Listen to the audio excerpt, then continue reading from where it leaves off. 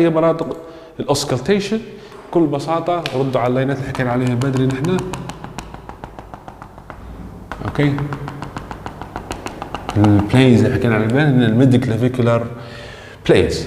اوكي، بالنسبه لمنطقه الابيجاستريك هنا ايورتك. اوكي، البارا امبلايكا عشان حنسمع الفينس همب.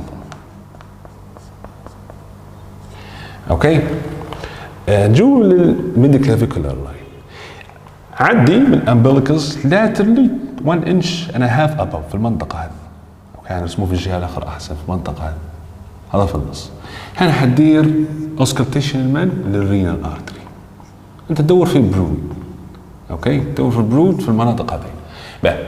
فوق في الرايت سايد، اوكي، في الجنكشن اللي حكينا عليها بدري احنا هذه بتاعت من الترانسبايلوريك مع الميد كلافيكولار. هنا حتسمع الهيباتيك ارتري، على قصادها هنا حتسمع سبلينيك ارتري.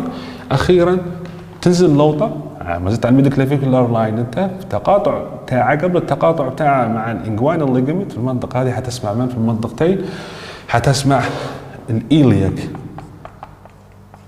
هو طبعا الكومن ايلياك حينقسم الاكسترنال والانترنال. حتسمع الايلياك برود. اخيرا اللوطه هنا تمشي شوي يعني ميديالي من الميد كلافيكولار لاين حتسمع من؟ حتسمع الفيمورال. هذا كله تديره بالبيل، لازم تديره بالبيل لانه لو ساوند، لو بيتشنج ساوند.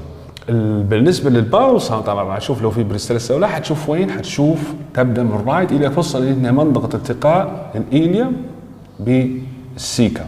فمنطقه التغير تبدا هنا يقول لك تمشي كلوك وايز. اوكي، تمشي كلوك وايز في حوالين الامبليكس والابيجاستريوم، يعني اللور بارت من الابيجاستريوم يجي وترد في المنطقه هذه. هنا تسمعها بالديافرام to detect any abnormal bowel sounds.